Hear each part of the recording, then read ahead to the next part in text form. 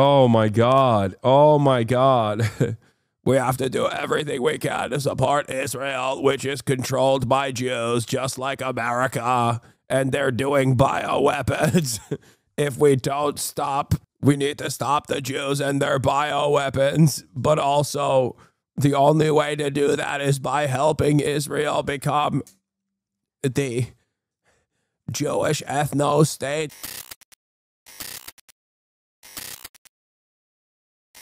Yes, I talked about half the messages are now cover this, cover that. I don't know what happened. Did people realize that this is a good way to piss me off? So now they're just like constantly demanding I cover shit that I've already covered. Is that what's going on? Like everyone in the chat is like, cover this, cover that. Did you cover this? Did you cover that? It's a lot more than usual. Normally, that last part really did not seem unscripted. Yeah, no, that part was definitely scripted. What are you talking about? They said it over and over again together. That part was deliberate. I think it's fallen fans trying to piss you off to clip you. No, there's no way. There's been like 10,000 people. Like, I don't think this person is a fallen fan that's trying to clip me yelling at them. This is just a person who just came into the chat, didn't read the fucking pinned tweet, pinned statement, and is just going, just assumes that I haven't covered it yet and wants to inform me on something that's going on as though I haven't talked about it. I don't know. Put in the stream title now, I guess. It is in the stream title. Expectation. So they'll be doing a lot of building, all sorts of businesses, including the basics of automobiles. We have, as you know, Honda is coming in with a massive plant to Indiana. Plants that are happening, and literally some are started already. General Motors is already redoing plants that were half abandoned, or they have plants that weren't being fully utilized. They're going to be, they and others are going to be making parts and other things in those plants so that it's one-stop shopping finally. It's ridiculous. You had to go to Mexico, you had to go to Canada, a car went all over the place. It was like, I don't know how that would have worked, but that's the way it sort of ended up. We had a deal, and we have a deal, which is fine, but people took advantage of the deal. They cheated. And when you cheat, the deals are unfortunate. But now what's happening is the numbers are beyond our wildest expectations. Now, having to do with cutting, we've done a lot of cutting from people, ideally the people that aren't doing the job. In many cases, people weren't attending jobs. In some cases, in many cases, people didn't exist. Is that good, chat? They had on the government rolls people that don't even exist. But of the ones that did exist, as you know, many didn't come to work. Many had no intention of coming to work. Many were paid and working someplace else. There were lots of bad scenarios, but they're being weeded out, and I think we're probably ahead of schedule on that. And to me, something that was just terrible is the contracts we're finding, the fraudulent contracts that we're finding, where millions and millions of dollars and even billions of dollars in some cases were given out. And I think we'll start with that. I'd like to start with Doug Burgum, Secretary of the Interior. He told us about a couple of contracts, everybody, and they couldn't believe it. Doug, could you just relate what you told us a little while ago? No, happy to, Mr. President.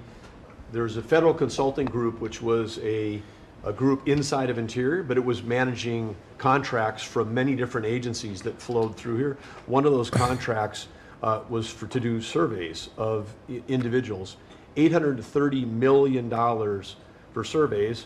And so part of the question was, hey, could we actually see the surveys? And then the surveys came back, and a survey was like 8.5 by 11 sheet of paper with 10 questions that anyone's child in junior high could have put together, or AI could have done for free. $830 million. So that's one that we've stopped. And that contract was going out after you were inaugurated, sir. So yeah. it was so jumping. It's a pure fraud. Yeah. It's a fraud. But we've had many fraudulent contracts that were caught by the work that Elon and his people are doing, and working with our people. It's been brought to light. The fraud, not waste and abuse, the fraud has been incredible. You mentioned one, Madam Secretary. Well, yes, sir. Well, let me just add to that, and thank you. We just had a wonderful cabinet meeting, all aligned on certainly the effort to realign the government. But even at the U.S. Department of Agriculture, we've canceled a $300,000 contract educating on food justice for queer and transgender farmers in San Francisco. A similar contract we canceled in New York, again, educating transgender and queer farmers on food justice and food equality. I'm not even sure what that means, but apparently the last administration wanted to put our taxpayer dollars towards that. We canceled a $600,000 contract out of Louisiana that was studying the menstrual cycles of transgender men, a $600,000 contract. We canceled another contract out of university in the middle of the country that focused on getting more diversity, equity, and inclusion into our pest management industry. Again, these are nonsensical. It makes zero sense to use taxpayer dollars to fund these. I know these are just a few examples of the hundreds and hundreds that we have found. Well, a clear case of fraud was with the Small Business Administration, where they were handing out loans, $330 million worth of loans to people under the age of 11. I think the youngest, Kelly, was a 9-month-old who got a $100,000 loan. That's a very precocious baby we're talking about here. We're tackling the fraud, waste, and abuse in the agency. We've seen, hundreds of billions of dollars of fraud go unprosecuted, so we're taking that on. We have a zero tolerance for fraud, and we continue to crack down on it and make sure people are held accountable. It's amazing. And you have a lot of that. You found far too much of it. It's a pure fraud. We like to use the words waste and abuse because they sort of sound good, but many of these things are pure fraud. Now, there was a contract that you've heard about where Stacey Abrams got $2 billion just before we took over, and it was a rush to get her the money, and that was environmental, and nobody knows what she was doing. But $2 billion. If you got $2 million, that's a lot. If you got 200,000, that's a lot. But this was $2 billion was given. Lee, do you want to talk about that? And the other one that was even worse? EPA has now canceled over $22 billion worth of contracts. $2 billion going to this NGO that Stacey Abrams was tied to. They received only $100 in 2023. And then the Biden administration gave them $2 billion. The director of the Greenhouse Gas Reduction Fund saw his former employer get $5 billion. So $20 billion went to just 8 NGOs, and they're all pass-throughs. And then they were giving it to other entities, many of them were pass-throughs. And what you have is all these extra middlemen, they're taking their cut. And the taxpayer ends up getting screwed. They're losing out on all this hard-earned money. They can't afford to have the federal government waste. The partnership with DOJ and Elon Musk has been incredible at EPA. Their team is very talented. We wouldn't have been able to do it without them. And of course, this mandate from President Trump to make sure that we identify every last penny, whether we're saving $50,000, $5 million, or $22 billion. We will not rest until every last penny is saved. Thank you, Mr. President, for the opportunity to do this for the American public. Thank you. Great job you're doing. So we have a lot of that. We're getting down to a point we think probably over the next 2 or 3 months we'll be pretty much satisfied with the people that are working hard and want to be members of the administration and our country, really. And they're doing a lot of good people. We have a lot of great people. We want to keep the good ones, and we want to get rid of the ones that don't exist, and we want to get rid of the ones that do exist but don't work. And we have quite a few of them. Would anybody else like to say something before we take some questions from the press, please? Doug Collins. Yes, Mr. President, I think one of the things that you've always told me is take care of our veterans, and that's what we're doing at the VA. And one of the things is you also have to know who your employees are. You have to know the very fact of who you are. We're 470,000 roughly when we started this, larger than the active duty Army, when you think about that in the perspective. But however, this is an interesting point. When I first got there and we started looking at this, how you take care of people, we didn't have an HR system that could actually give us a rundown on who actually was working where. That we've had to work with that, working with our VA employees who are those liaisons. We've been able to put together an organizational chart which we can start looking at that. But the interesting part about it is about taking care of veterans, and what you've told me to do is how do we get the people in the right places. And I think when we look at this, GAO has told us we were high risk for years. The previous administration put literally tens of billions of dollars and tens of thousand employees over the last 4 years, and we saw our statistics basically stay the same or go down. Backlogs went up. You know, maybe the question is not money and employees anymore. Maybe it's the organization and how we effectively deliver for the American people. And that's what we're going to do. Well said. And, you know, one thing I want to add to it, it is not necessarily a very popular thing to do. You know, you're talking about employment, you're talking about people and the lives. Do these guys in the room actually think they're doing good work, or they're actively acting? They don't care. That's it. They think that it's sick. It doesn't really matter to them, so that they don't speak out. That's it. People. And yet, I think the American public understands we're trying to save our country and make our country great again. I mean, you could say it, but we're trying to save our country from this extraordinary thing that was happening. What they were doing to our country was just a horrible thing. And I have no idea how it plays out in the public. I guess you see poll numbers that are very good numbers, but I don't know what that means long term. But it's something that has to be done. If we don't do it, we're not going to have much of a country left, so we have to do it. So we're doing things that I think a lot of presidents wouldn't be inclined to do, but we're doing it to really, you know, I don't want to use cliche. I don't want to say we're doing it to make America great again, because I say that on the campaign trail, but there's really no other words that could express it better than that. We're doing it to help our country, and our country was riddled with fat, like no country probably anywhere in the world, and we're getting rid of the fat. And at the same time, we're going to be bringing in millions of very good, high-paying jobs, and we're going to be taking in a lot of money. Our country's going to be very strong. We've been ripped off by every country in the world, friend and foe. We were taken advantage of like nobody's ever seen. And you saw what happened today with Venezuela. We did something with Venezuela, which is long in the making, and it's very substantial. And we'll be announcing cars very shortly. We already announced steel, as you know, and aluminum. Anyone that gets oil from Venezuela gets hit. They get slapped with a 25% tariff. We'll be announcing pharmaceuticals at some point in the not too distant, because we have pharmaceuticals. We don't make pharmaceuticals anymore in our country. And if we have problems like wars or anything else, we need steel, we need pharmaceuticals, we need aluminum, we need a lot of these things that we sort of don't make anymore, and yet we're equipped to do it all. So we'll be announcing some of these things in the very near future, not the long future, the very near future. And it'll bring in billions of dollars, billions and billions, and it'll bring in, maybe more importantly, jobs. It'll protect the jobs we have, and it's going to be really quite amazing. Chris, did you have something to say? Yes, Mr. President. I want to say energy is the infrastructure that makes our country run and drives our national security. The Biden administration grew my department, the Department of Energy, by 20%, and expenditure much more than that, all in an effort to reduce the production of energy in the United States and to make energy more expensive. We are stewards of the American taxpayer dollars, right? That's the job of everyone around this table, led by you.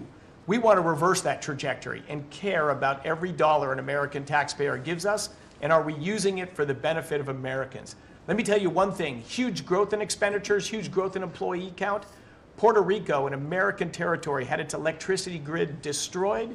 They had billions of dollars in the Department of Energy to help Puerto Rico, yet they didn't spend that money, because that money would have meant more energy, more jobs, more prosperity in Puerto Rico. They wanted to have them as a poster child of wind and solar. This island should run on wind and solar. That just doesn't work.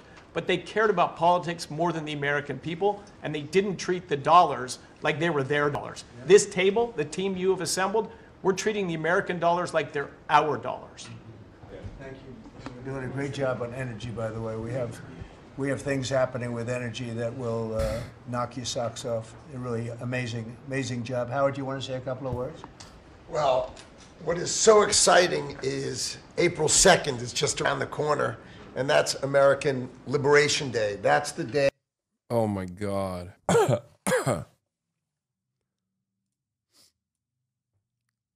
Okay, look at this screen. Look at this screen. I'm banning people now. You have to be trolling. I'm gonna start banning people permanently going forward. I'm sorry if you can't even fucking read the text on the screen. I mean, this is a valuable experience for all of the people in the chat that say, "Hey, why don't you just fucking put it on the screen? We already pin it. Nobody cares. I put it on the screen. Nobody fucking cares. What do you want me to do? Do it like this? Is that the only way that people will no longer ask me shit that I've covered already? What is going on, man? Put black outline on the white text. Stop.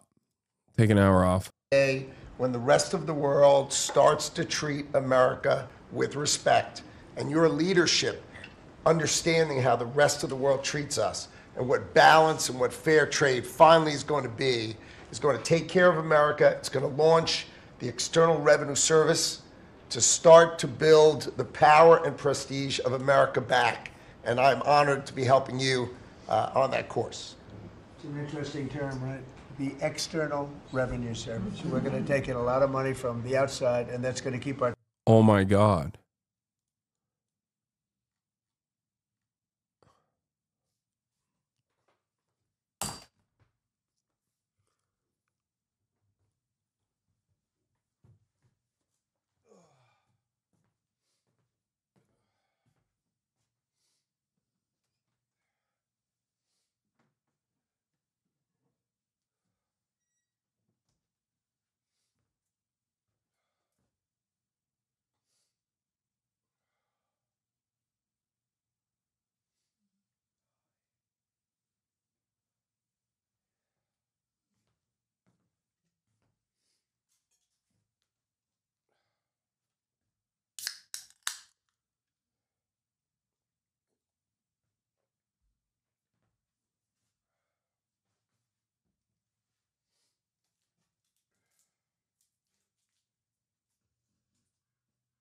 No, we don't have.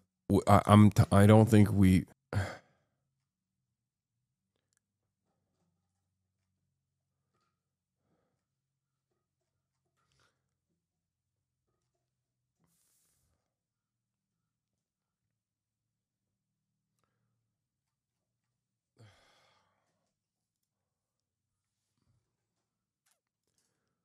Make the text bigger and in red. You are the dumbest person on the planet if you think that's going to change anything. I understand chatters want to be the first to inform me about an issue. Okay.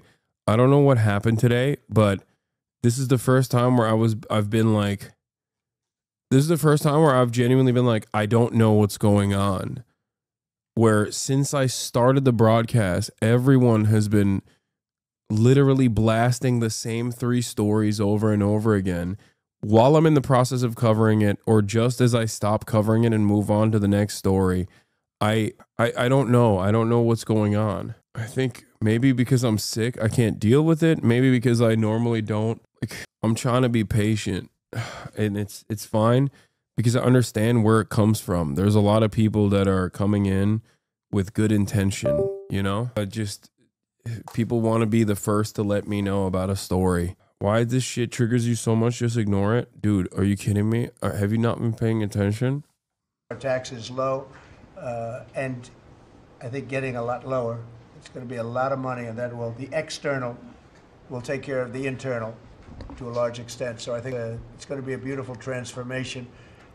Linda, you might say a couple of words. You've done so amazing. It's a 50% cut, and more importantly, we want to bring education into the states. We're at the bottom of the pack, but we're the most expensive per pupil. And we want to bring education back to the states where they can teach the students lovingly with their parents and with the boards and everything else. And they'll be every bit as good as these other countries. These states, these individual states will do a phenomenal job. You want to say something? Yes, sir. And if we think about education, if we don't address the issues in education. Oh my God, fucking God, Linda McMahon, what is going on in this country? Every day a fresh new hell.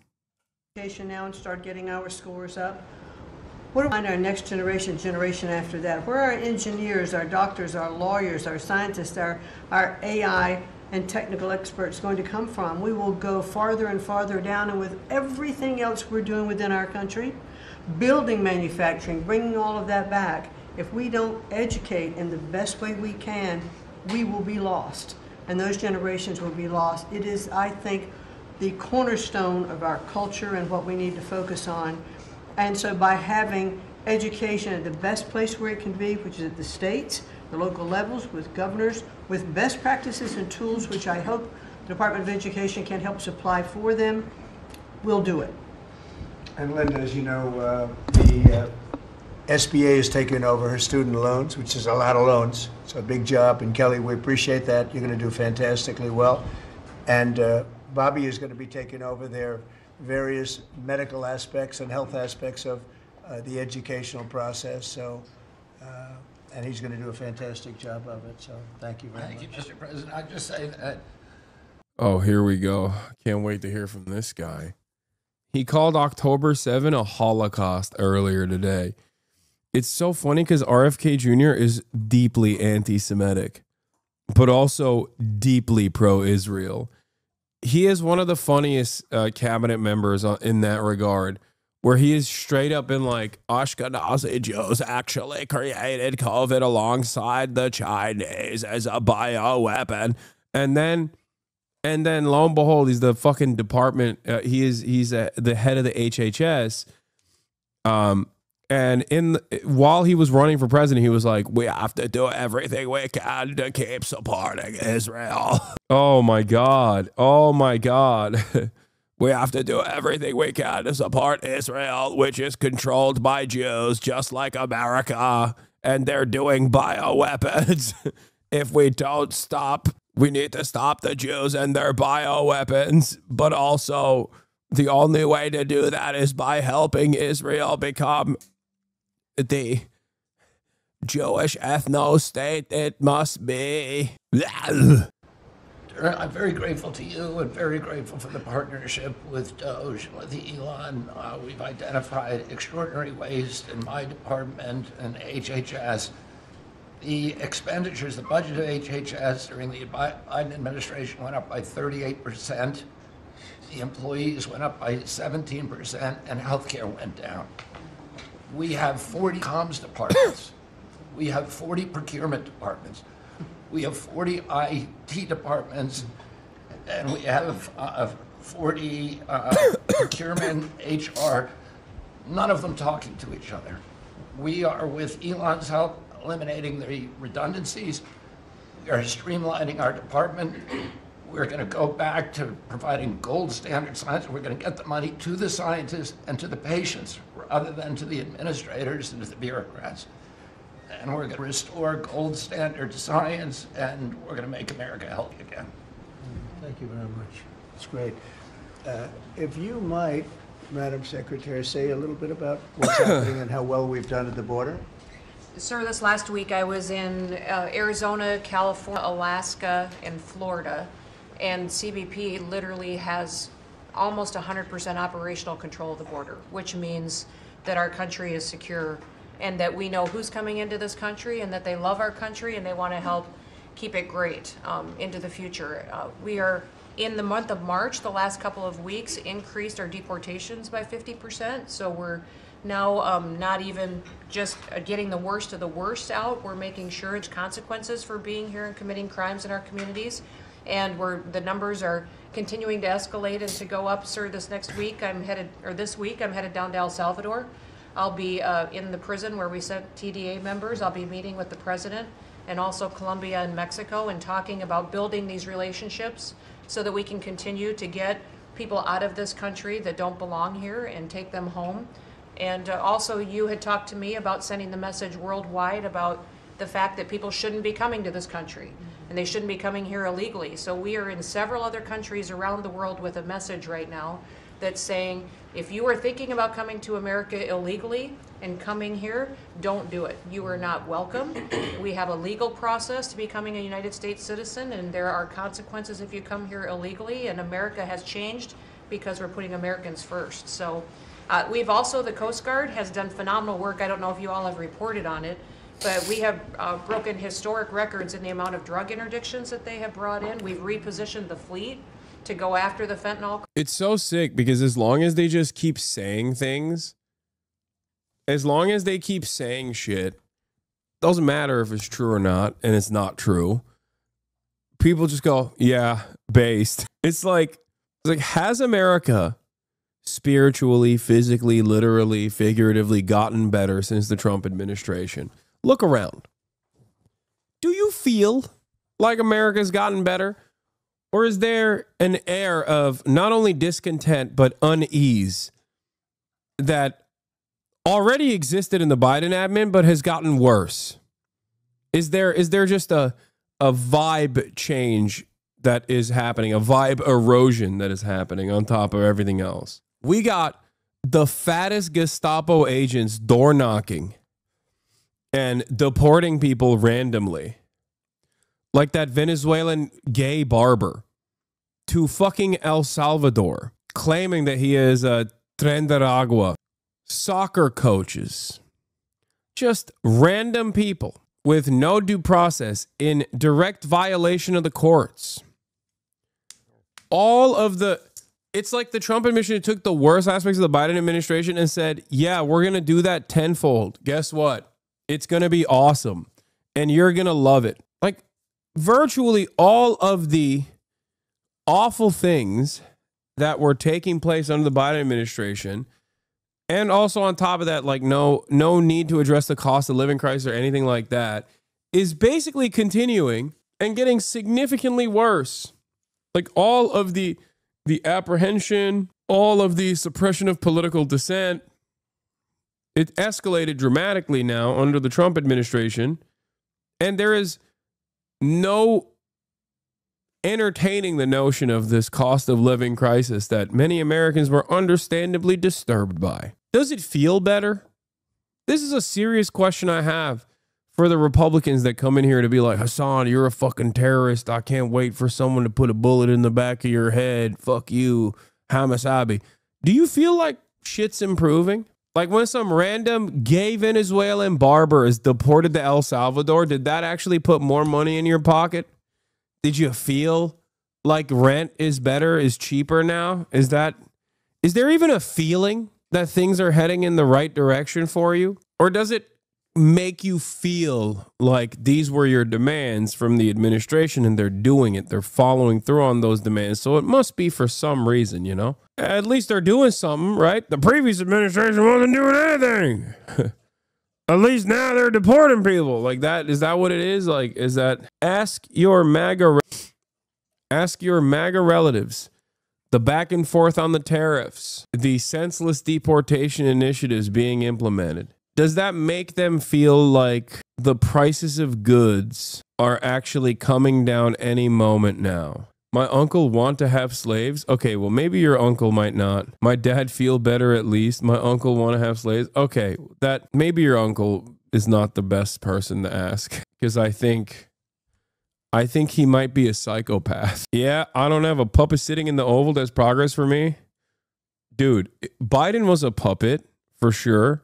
Okay, for corporate interests and also for Israel. Like he behaved like a fucking fleshlight for Benjamin Netanyahu.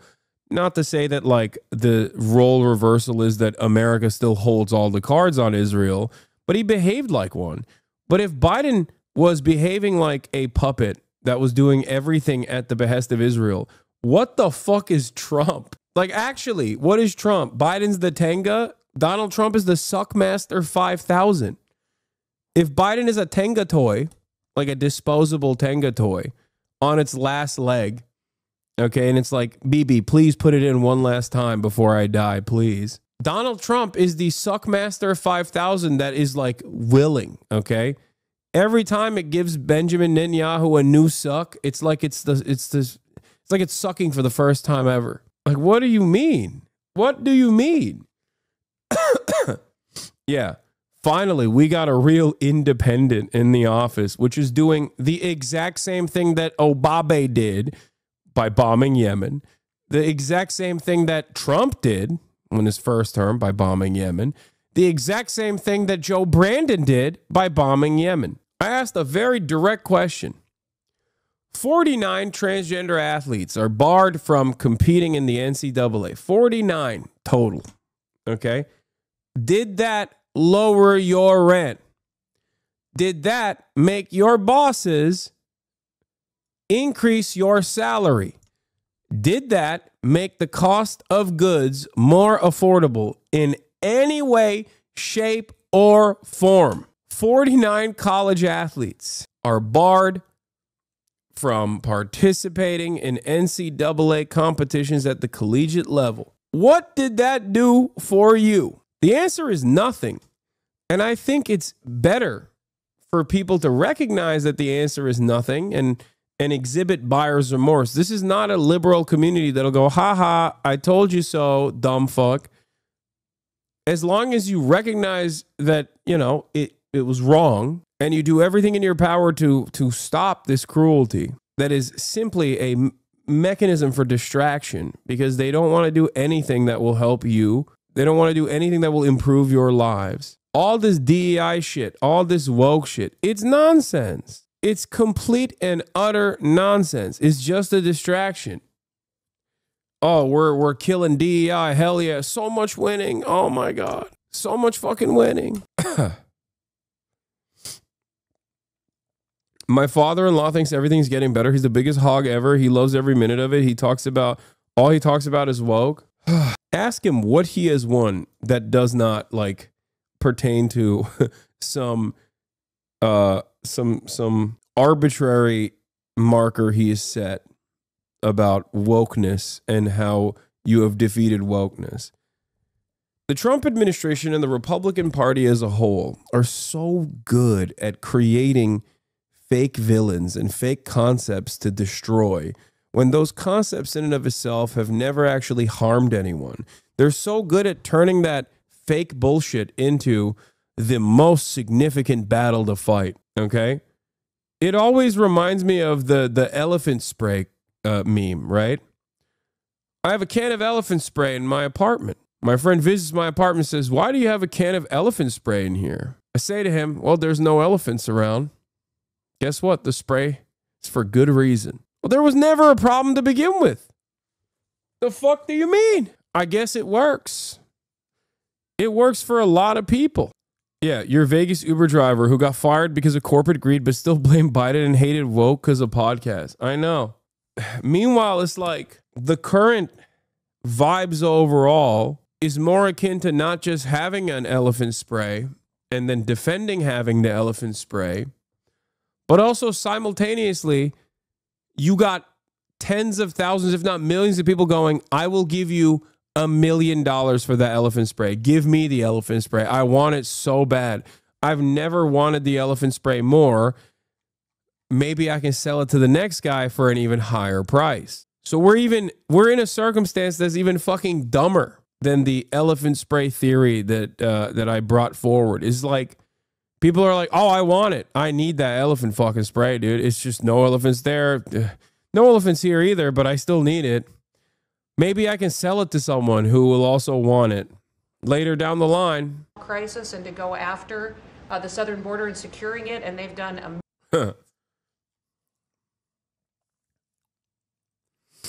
They brought in $500 million worth of cocaine that they had done in 14 interdictions. And had brought them in, going right directly after the cartels and doing great work there. And we have a cutter that we have sped up the process, sir, the icebreaker. That'll be hitting the waters here this summer. And we've got 2 more that will be coming. But, Russia is using their cutters and icebreakers up in the Arctic to do surveillance on us. And we're going to reposition our fleet to continue to partner. I want to thank the Secretary of Defense and the Navy for all of their help and partnership, too. We do operations together because their obvious Navy warships are in certain regions, but our cutters are faster and can work together in a partnership that's securing America. So, and we're going to eliminate FEMA. So we've got a lot to. Hell yeah. Hell yeah, baby. Time to eliminate FEMA. God, it's the dumbest fucking country on the planet. I swear to God. We have an entire administration filled to the brim with the biggest morons. Well, they're not even morons. They're just evil morons. They're evil, monstrous morons. And they're leading a fucking flock of hogs directly over the cliff. And the hogs are championing that. They're marching over the cliff. Every step of the way, they're like, hell yeah. One step, 1 foot in front of the next. Hell yeah. To do, but it's all good, and we're working hard, and we're going to make sure that we're continuing to do exactly what we promised. That's great. Great job. Yesterday, there was a plaza that you know well. There'd be hundreds of thousands of people standing at that plaza, pouring into our country, totally unchecked. Many people from jails and prisons and mental institutions and gang members, and horrible, horrible. And they just pour into our country. Yesterday, I was speaking to somebody, I was checking on the border, and they said there was literally nobody in this massive plaza. You know, we're talking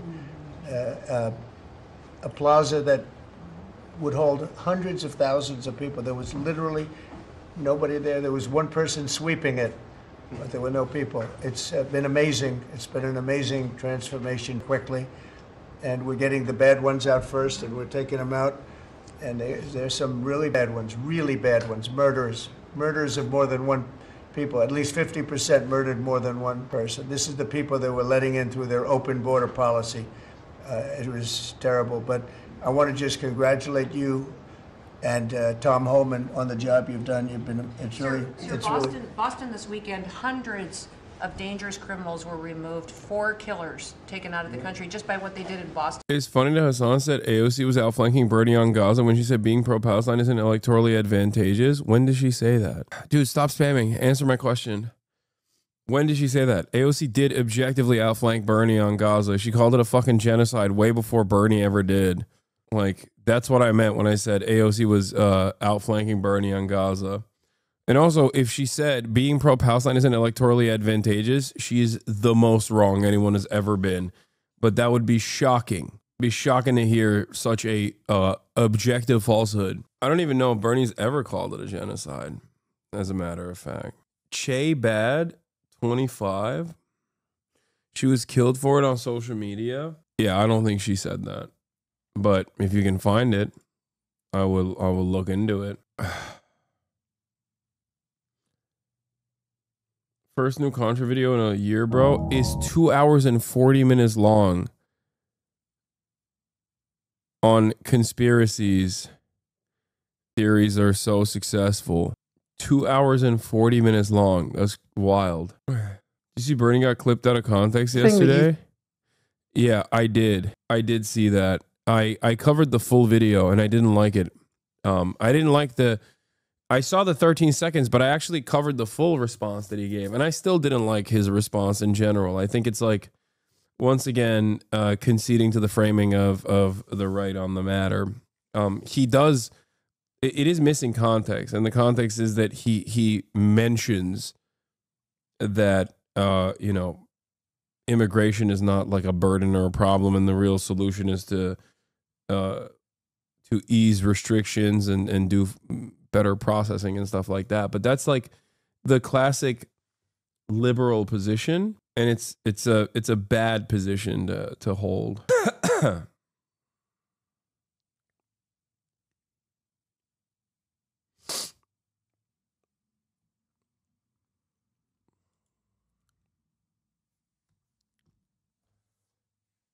You should definitely take shots on abundance because that shit sucks. I don't really care.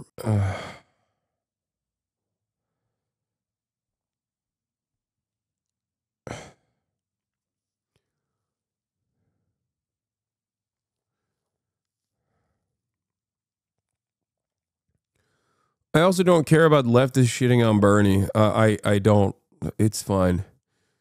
Leftists have no motion in general, so who cares? Like that's the reality. We have zero motion in general. We have no.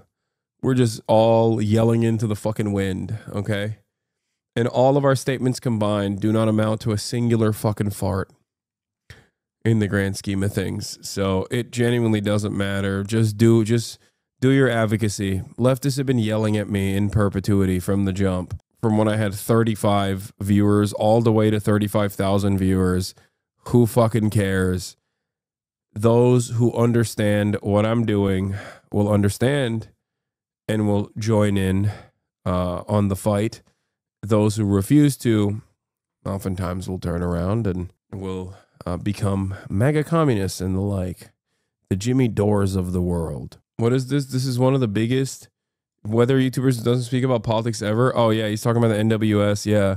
Weather forecast about to get dicey. National Weather Service forced to cut weather balloon launches in half across the Midwest. Less data equals less accurate forecast. Blame the staff shortage. These cuts at 8 NWS stations aren't just a Midwest problem. Fewer weather balloon launches means less atmospheric data feeding into national forecast models. Weather doesn't respect state lines, and neither does bad data. Yep. Ryan Hall, y'all. The internet's weatherman. He's right. I've talked about this already. Cuts to NOAA and cuts to the National Weather Service are going to hurt commerce. It's going to hurt everything. Good luck explaining that to dumbasses, though, who just who don't get it, and they will never get it.